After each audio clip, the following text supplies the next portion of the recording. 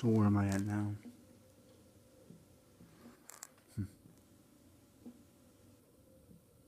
Turtles. Constant turtles.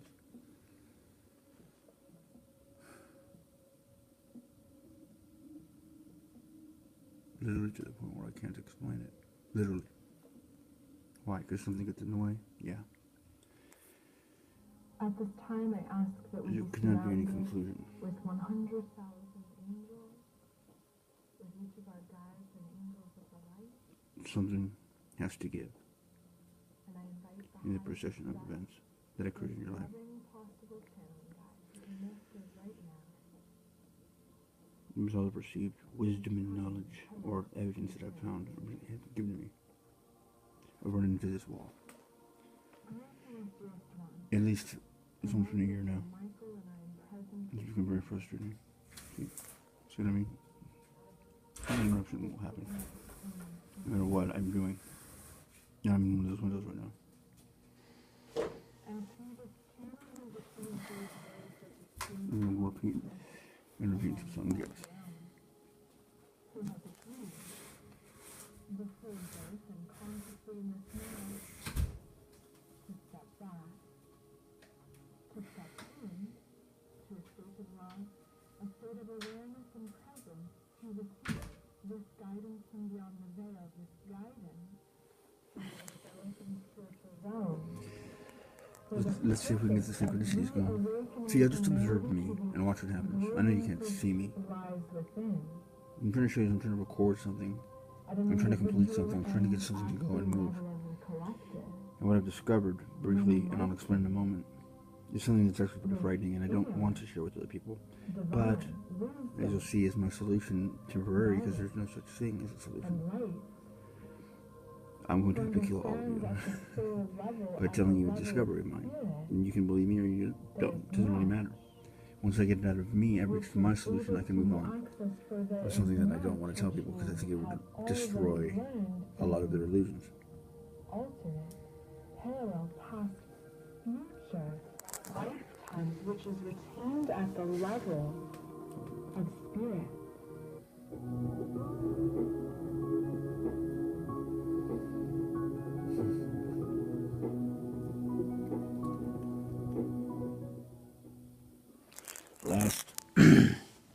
This really came to fruition to me last summer. And I've told this story before. I want you to listen to it again closely and look at it more like a lab experiment. Because that's kind of what it turned into. So we have tons of cameras, we have tons of scientists, we have tons of witnesses who are now going to witness an event. That's the way we looked at this, okay? Or it started happening, and then once I kind of became aware, oh shit, one of these events is happening, I started making people aware. Watch this and watch what happens, and tell me if you can explain what's you're going to be seeing. It sounds so simple, and for everybody, it is a different thing, and it's multiple things. What do you mean by thing? Okay, well, I use the metaphor that, for example, let's say no matter how hard you try, you're always late for work, or you're always late for school. That's one. You always lose your car keys. You always say the wrong thing to that one person. You always get sick on Christmas. I mean, we could think of millions and billions of things. Some of them seeming not that serious. Some of them being very serious. Some of them being like the one issue in life you want to change. Now, in this scenario, what would happen was I didn't have a car. And I would go out and stay at my friend's place. He had a beautiful home. Discuss this. He had relatives live on the property, and I knew them also. And you could stay out there at night. It was cool. But I really wanted to come home. It wasn't your bed, you know what I mean? And the point would be to come home, and I didn't have a car. Usually there was transportation, but it was kind of a long drive for them. If not, I had to get down to the bus stop or something, and I had to time that. So there were, some elements that had to come into alignment here. But this was nothing new. I've been doing this for 5 years. What began to happen was I really wanted to go home. I was tired. So the day would go on. And me being able to get the bus or getting a ride home should not have been that difficult. Now, I don't know what the odds would have been. But it became pretty apparent that whether I had money or I had friends or I even had a car of my own there, the odds were pretty high that, well, why not? Everyone gets, you go to work each day, you go to school, you go somewhere. What are the odds that you're not going to make it home tonight? Think about it right now, wherever you are. Or if you're at home, what are the odds that if I tell you to go down the street and buy a drink at 7-Eleven, what are the odds you're not going to be able to complete that mission? You know what I mean? The odds are pretty high that you're going to be able to. The success rate typically for most people and for you has always been pretty high for such a simple task.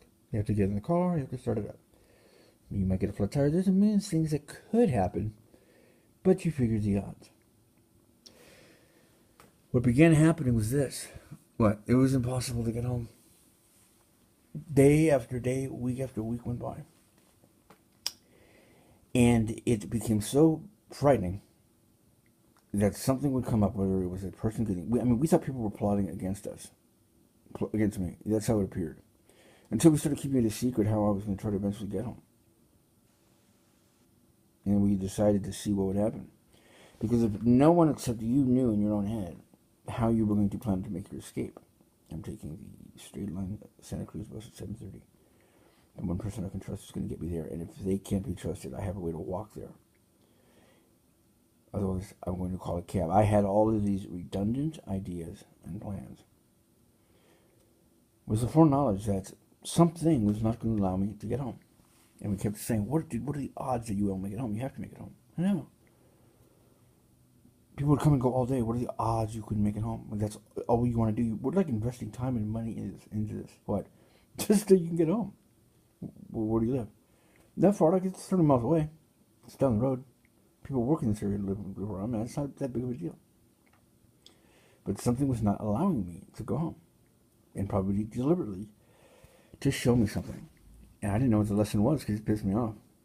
Is this God trying to not let me go home? Like, what, am I supposed to stay here? Like, there's a lot of weird things on that property, but like, okay, I'll stay. So I stayed all the time. Stayed over all the time. What's the purpose? I never could find a reason why.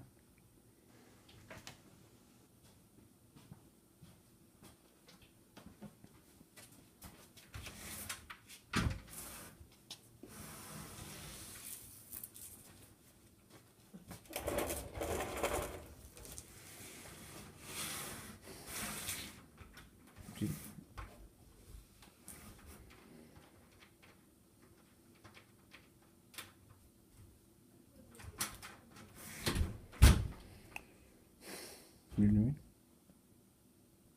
You know, that interruption is another one. It'll come randomly. Times I'll be given no peace to sit here and just be able to record something. These happen in clusters.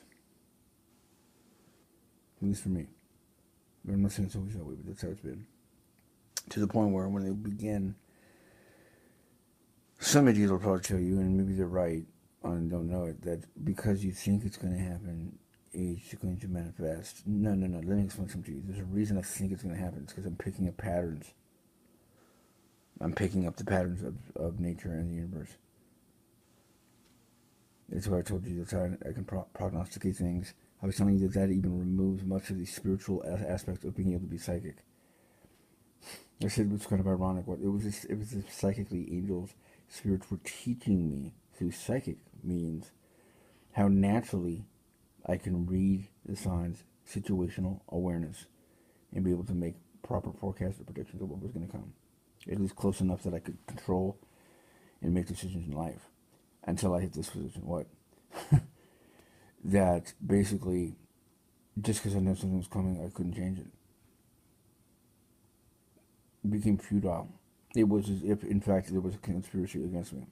It knew I was going to try to make the move to the left, so it would move to the left. It knew I would juke it to the left, so it would move left, right, exactly as I moved left, right. I still don't know what this thing is, if it's a God or if it's the universe. But the point being is that what I discovered was, boom, there's no such thing as the odds. There's no such thing as free will. I had no control over this. I was in complete denial of that, and I still am. There's got to be a different answer. Why? Because it then means that although I know this is an experience we're going through, and that I am well aware that if there's a problem I'm having now, no matter how much I complain, in 3 or 4 weeks it'll transmute itself into some new form of knowledge, because that just naturally happens. We're always moving forward. For a second, if you can grasp the concept that there is no solution, there's never going to be a solution. We're looking at things as if it's a math problem. We look at things as if once we finish this job, once I get married, once I die or go to heaven, once I get the money, once I eat, once I buy my new car, once the baby's born, you name it.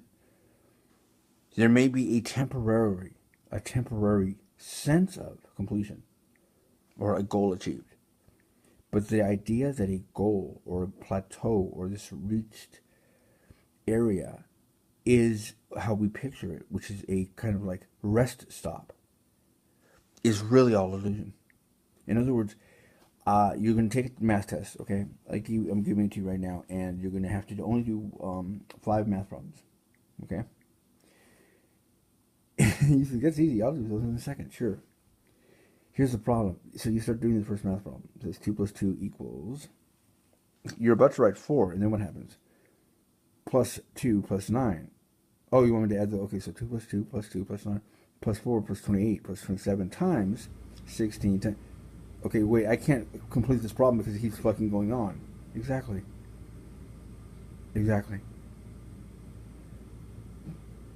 Since everything keeps moving in the universe, the math equation can never be completed. You're taking this test forever. You are never going to be able to complete unless something happens, unless something stops. Writing down numbers in the equation for you to have to keep times tabling, dividing it, adding it, subtracting from it. And that's what seems to be happening. And it's the universe doing that, or it's God making the universe, however you want to perceive it, doesn't matter. But it totally annihilates the idea that people have that if you work hard enough, you can achieve anything you want. You have to have a unknown element, a X factor, which I believe most people would consider a God, to get involved in stopping or at least laying for your favor, which is hard out of the millions of options, a scenario for you to achieve that. Thus, I think the term doing something over and over again, expecting a different result, yeah, but again, like I said, even when you're trying different means and you're getting the same result, you start realizing, like I said, go down to 7-Eleven, go get something to eat. Can you imagine that no matter how many times I told you to do that, you got into a car accident every time? It's only a mile away. What idiot can't just like drive as slow as possible all the way down to the 7-Eleven? Just make it there, buy a big gulp, and come home. And you try to do that 100 times, and every single time, no matter how many precautions you take, something slams into you or you slam into something, you would eventually not just think, you would know something had been plotting against you. And that's a scary realization, because then you start applying that to everything in your life, good and bad, and you start realizing, I'm on a set course. This idea that I'm in control is just a lie to pacify me. Yeah. How does that make you feel? What's the use? Exactly. What's the use of doing anything? Oh my God. Just go in and just pretend that what we told you was true. Go back and you go back to yeah.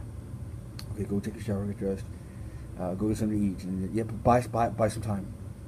Buy some time before you come back to the realization, realizing which you probably will at the restaurant, or and maybe after that.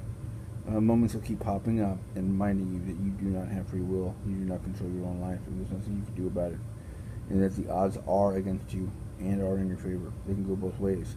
But eventually you get bored of that and you realize, I want things to happen the way I want them to be. And you realize nobody lives for free. Everyone pays taxes. Everyone. In the end, everything gets out to be even. So you can get healthy, you can have the best job, you can have the best family. If you're happy, and you've been happy for a long time and everything's going really well, you're going to tend to think, I've done such a great job with my life that I've been able to live happy. No, you've been able to avoid paying taxes, which is unhappiness. It's happened for me both ways.